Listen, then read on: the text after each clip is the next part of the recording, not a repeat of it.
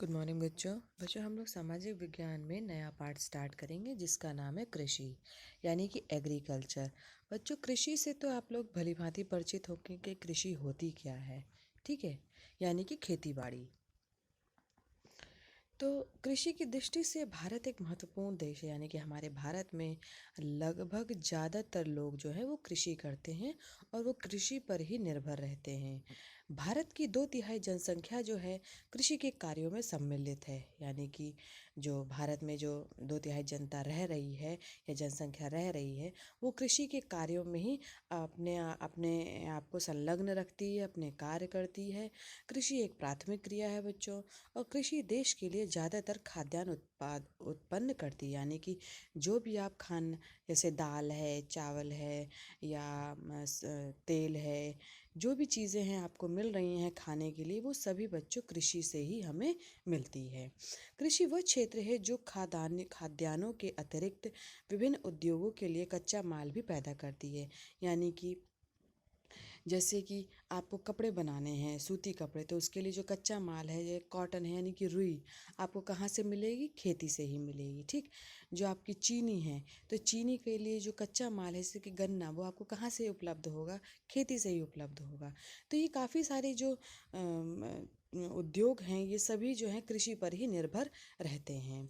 भारत की कुछ फसलों का उत्पादन तो बच्चों निर्यात भी किया जाता है, जैसे कि चाय है, कॉफ़ी है, मसाले हैं।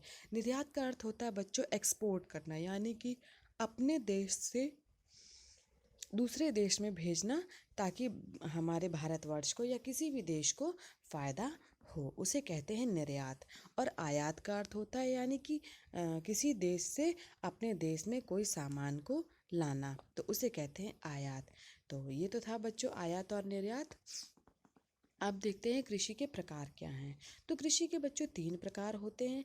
पहला है प्रारंभिक जीविका निर्वाह निर्वाह कृषि, दूसरा है गहन जीविका कृषि, और तीसरा है वाणिज्य कृषि।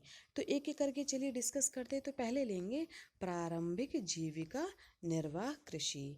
तो इस प्रकार की जो कृषि है बच्चों भारत के कुछ भागों में अभी भी की जाती है, यानी कि जो हमारा जो भारतवर्ष है उसमें जो कई ऐसे क्षेत्र हैं जहाँ पर प्रारंभिक जीविका निर्वाह कृषि की जाती है।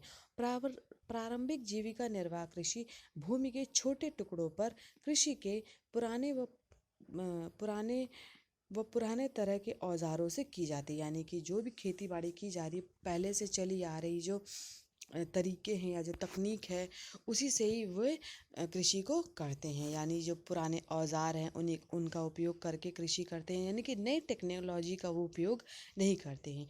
जैसे कि लकड़ी के हल हो गए, दाव हो गए, खुदाई करने वाली छड़ी हो गई। तो ये सभी जो हैं बच्चों ये पुराने औजार हैं जिनसे कि खेती बाड़ी होती है। परिवार तथा समुदाय श्रम की मदद से की जाती है, यानी जो भी आपकी जो कृषि हो रही है, जो वहाँ के लोग जो कृषि कर रहे हैं, जो भी परिवार करे उसके परिवार के सभी सदस्य उसमें काम करते हैं, तभी जो है कृषि होती है। यानी कि उसमें जो टेक्नोलॉजी है या कोई उपकरण है उसका उपयोग नहीं करते हैं। लोगों के द्वारा जो श्रम की जाती है उसी की मदद से कृषि होती है। इस प्रकार की कृषि बच्चों प्रायः मानसून पर निर्भर रहती है। मानसून का अर्थ होता है जैसे कि बारिश में मानसून आता है, पानी बरसता है, वर्षा होती है, वर्षा ऋतु होती है, तो उसी पर ही ये वाली कृषि जो है वो निर्भर करती है। इस प्रकार की कृषि जो है बच्चों मृदा की उर्वरता और फसल उगाने के लिए अन्य पर्यावरणीय परिस्थितियों की उपयुक्तता पर निर्भर करती है। यानी कि और भी जो प्रारंभिक जीविका निर्वाह कृषि जो है बच्चों, ये मृदा की उर्वरता जो है, यानी कि जो मिट्टी की जो उपजाऊपन है या फसल उगाने के लिए जो और भी परिस्थितियां हैं उस पर ही ये निर्भर करती है।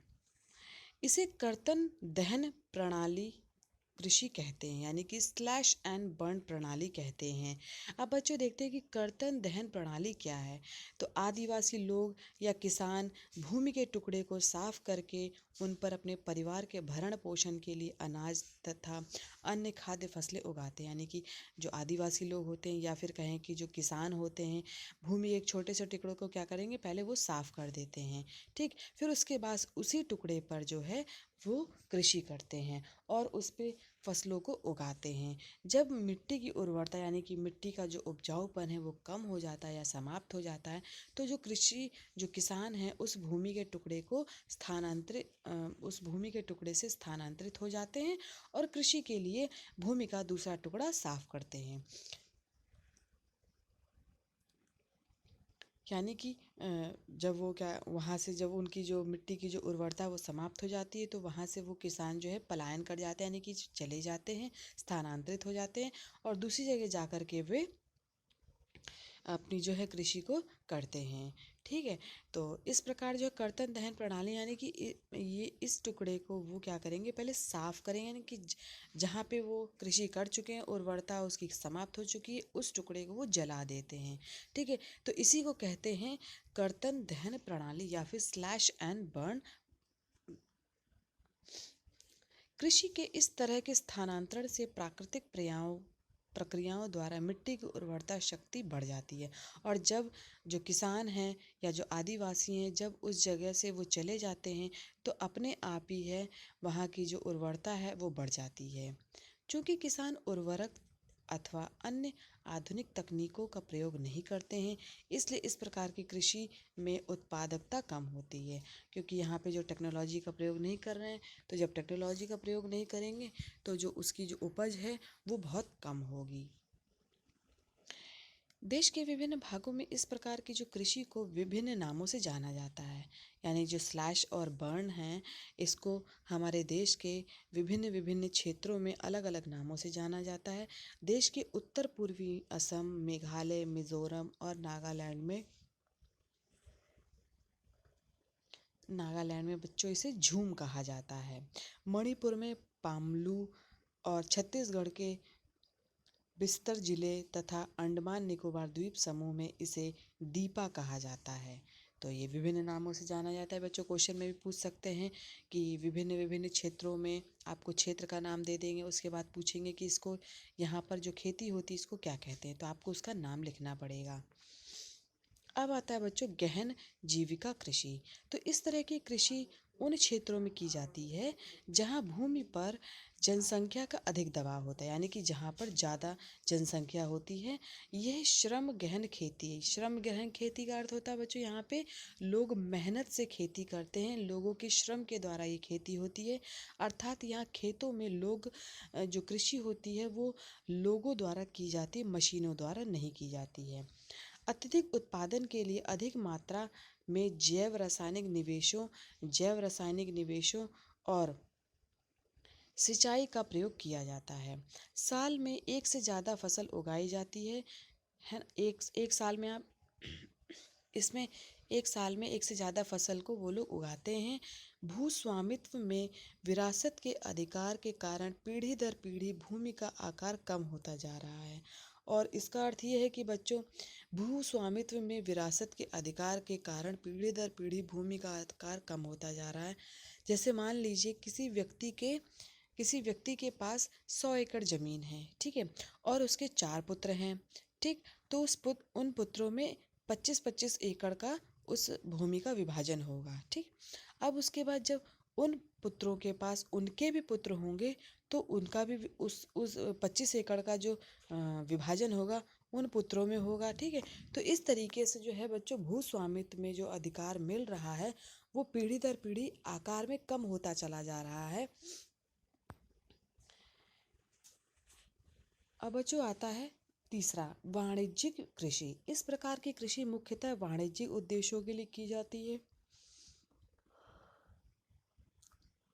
वाणिज्य का अर्थ होता है बच्चों व्यवसाय, यानी कि फायदा, यानी कि जो फायदे के लिए जो कृषि की जाती है उसे कहते हैं वाणिज्यिक कृषि कहते हैं। अर्थात व्यापार के लिए की जाने वाली जो कृषि होती है उसे वाणिज्यिक कृषि कहते हैं। इसमें उच्च पैदावार प्राप्त करने के लिए बड़ी मशीनों, अधिक पैदावार वाले बीजों तथा रासायनिक उर्वरकों तथा कीटनाशकों का प्रयोग किया जाता है।